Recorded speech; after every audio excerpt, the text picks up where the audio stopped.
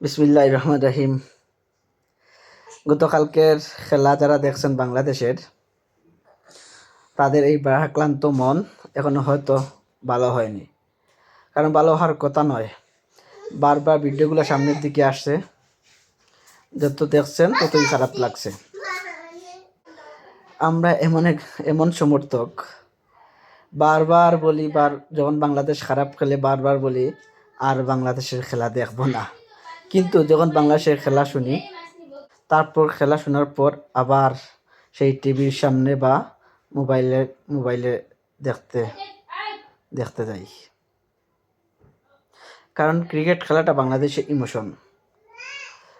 এছাড়া ক্রিকেট খেলা ছাড়া বর্তমানে বাংলাদেশের কোনো খেলা নেই যে দেখার মতো, বাংলাদেশকে পরিচিতি করার জন্য। কিন্তু সেই পরিচিতি করতে গিয়ে বেশিরভাগ বাংলাদেশটাকে আরও নিচের দিকে নিয়ে যাচ্ছে।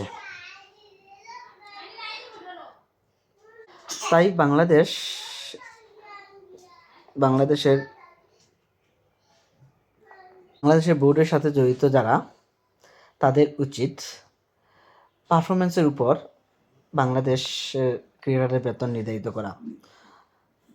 কয়েকদিন আগে বাংলাদেশে একজন সাবেক সভাপতি বা পরিচালক হবেন, উনি বলছেন বাংলাদেশ পারফরমেন্সের উপর তাদের বেতন নির্ধারণ করা।